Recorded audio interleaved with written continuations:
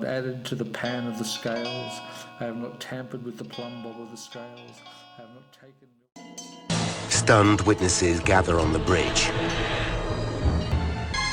The water is just 1 degree above freezing. The human body can only survive in these conditions for about 30 minutes.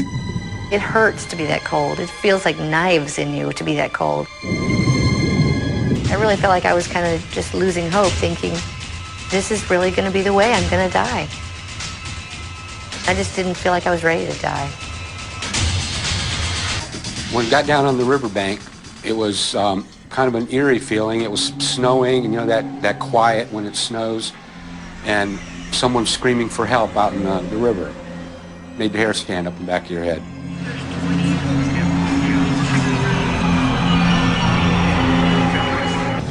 She was close enough where you could see the expression on her face, and her eyes just looked wild, and she looked like she was going into shock then. It was just too much to take. I absolutely thought she was going to die if I didn't go in and get her.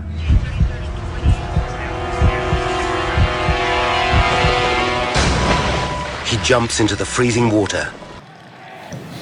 So, we're in Budapest looking at this history, and I imagine the vulnerability of the intellectuals in the late 30s and on into the siege and later socialist government. They made their home here, a cosmopolitan city, Magyar, German, Turkish, Jewish, Slavic, all drawn by the magnetism of culture rubbing against itself. And the war machine rolls first from the West, empowering the homegrown latent xenophobic fascists to upset the delicate equilibrium. Then, as the war is almost over and you think you've escaped lightly, the Reich supersedes your government and digs into your city to fight their final Armageddon with the communist war machine approaching from the east. All you can do is keep your head down and hope to be able to talk your way out of trouble. The alternative is to just say, "Kill me now," which they will gladly do. Intellectuals are like dirt under their nails. At least it will save your survivor guilt. He didn't tell me an awful lot, but he told me that he housed Benny in the war, and all through the Nazi occupation, him and his mother housed Benny. Oh yes, and he told me about when him and Benny got captured by the Russians, and they had to carry arms across the Danube in the winter over ice, but quite often the planks of wood would break and people would, carrying the arms would collapse into the Danube and just die in prison. And Benny couldn't do this because he was so frail and weak, so Dad had to carry Benny's arms as well. During the Nazi occupation, because he was such a good swimmer, he was sent to dive down into the Danube and find bodies of Jews and so on in the Danube and retrieve them. With just months to go before the 2018 national elections, leading government officials are starting to see themselves as medieval crusaders. This is new. We haven't seen anything like this in the past. We are fighting against migrants, refugees, Muslims, Freemasons, Bolsheviks, Jacobins, Soros, NGOs, Brussels, Satan.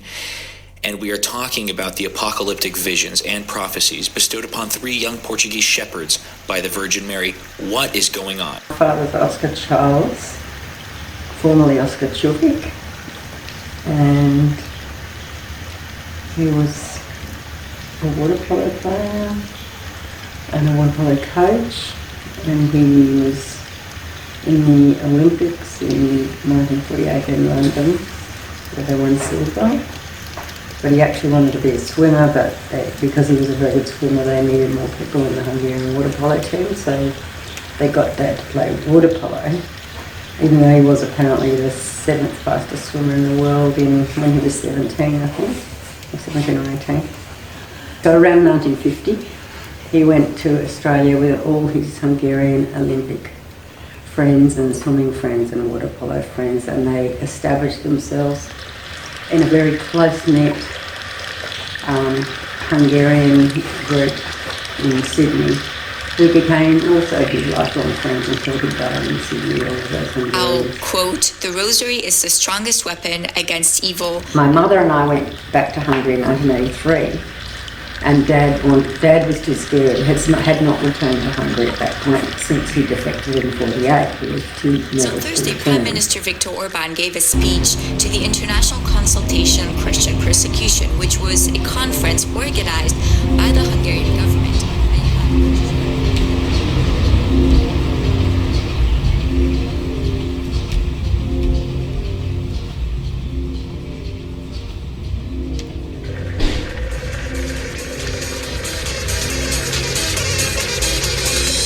Of Christians in Europe.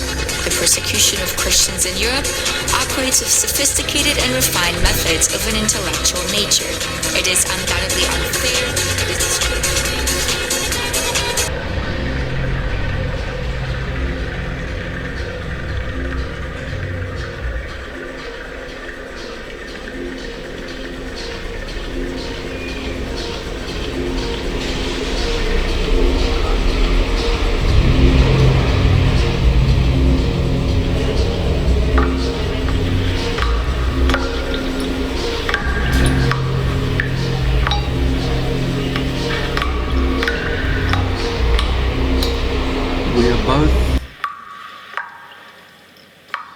Onlookers and actors. He goes on to emphasize that, in the quote, great drama Europe is a Christian continent, and this is how we want to keep it, even though we may not be able to keep all of it Christian. Europe is a Christian continent, and this is how we want to keep it, even... Következőt kell látni. Miért van egyáltalán ez a migráció? Look, you have to understand the following. Why do we have this migration? Alapvetően ennek a gyökér oka az, hogy évszázadokkal ezelőtt kezdődött a szabadkőművesség ihletettségéből, aminek aztán volt egy jakobinus verziója, egy bolsevik verziója. Most ennek a sokadik leágazása, ez a sorosféle szélsőliberális dolog. Fundamentally, the root cause of this is that hundreds of years ago it started on the inspiration of the Freemasons, which then later had a Jacobin version and a Bolshevik version, and today one of its many branches is this Soros type of extreme liberal thing. Amelyik szívéből gyűlöli. He should have been a lawyer or a scientist or a quantum physicist, but the poor man, he had a young child, a mother to support financially, and water polo really had to become an interest on the side for which he couldn't make any money. It was very humiliating for him. That helped to compound his drinking. He just felt very inadequate when he'd been in this famous school. It must have been a really hard transition for him to make. It was a very sad existence, I think, for him. They want nations to I'd have to go with him to visit his mother every Sunday afternoon and have lunch. And he'd be drunk and would fall asleep on the couch. Possible from the people. Különböző NGO-knak átnyomják a hatalmi döntési pozíciókat. They would hand over positions of power to certain NGOs. Ők úgy hisznek ebbe az Európai Egyesült Államokban, mint minden problémának a megoldásában, mint a kommunisták hittek a kommunizmusban. They believe in this United States of Europe as though it would solve all the problems, just as the communists believed in communism. So that was Zsolt Semjén, Deputy Prime Minister of Hungary, speaking on Sunday on state-run radio, Kossuth Radio. What happened on Monday, Louis?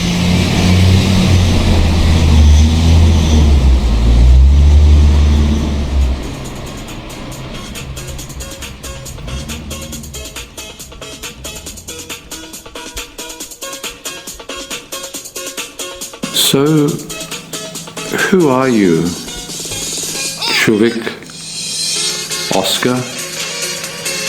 I came here on a whim, a slim chance of being elsewhere in 2018. The excuse was to explore your past. I love displacement.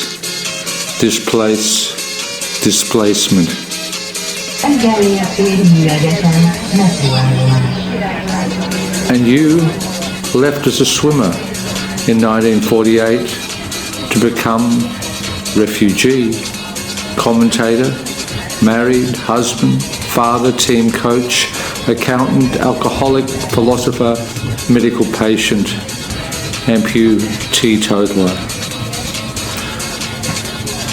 You once described me as a good Christian man, but maybe that was your projection. And of your past, what have I found?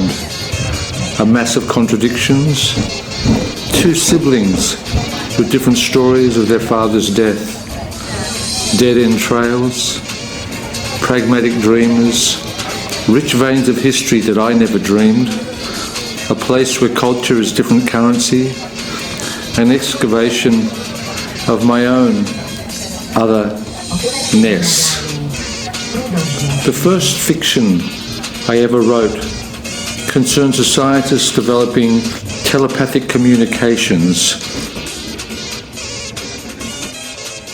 When he was 40, he had a stroke in the carotid artery.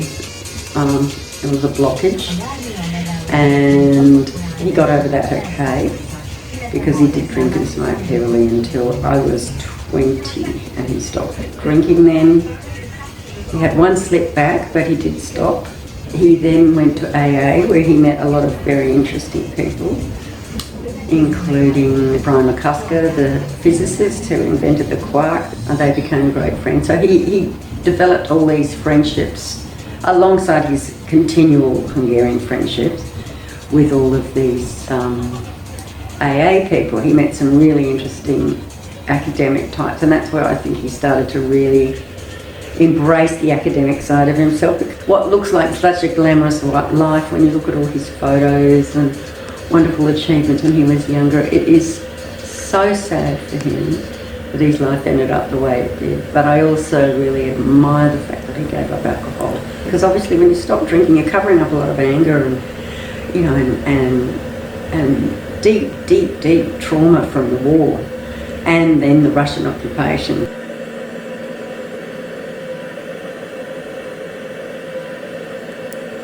A few months into our stay here in the labyrinth of sound, I discover we're sitting on top of a series of tunnels. There are 100 kilometres of them back into the Buda Hills. German immigrant wine producers, devastated by the phylloxera grape blight of 1875, looked around for another source of income, mining the local I think the alcohol was not just his mother coming out here, but was also just dealing with his past. And I think his father was also an alcoholic. There are two stories. My dad and his sister both had opposing stories about how their dad died. One that he was killed by a Nazi war truck when he was out, and the other one was that he was drunk and climbing up on a roof and fell down. So I still to this day don't know how his father died, which is incredibly sad, but Dad was only 12. So in 1995 he got throat cancer, which got treated successfully with radiation, and then, which was probably from the years of heavy smoking a long time before. And then he got through that. That was, I think that was early 90s, about 94 or something. My daughter was about 1, so that would have been 94.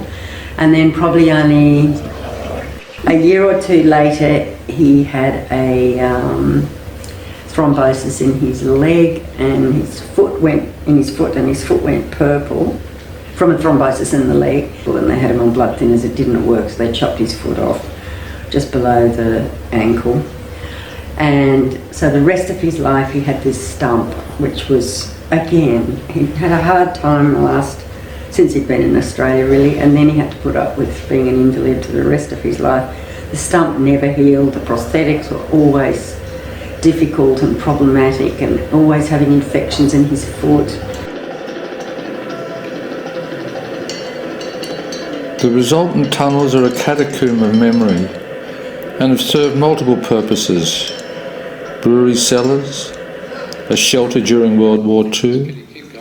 From March 1944, aircraft production was conducted underground. Mushroom factories.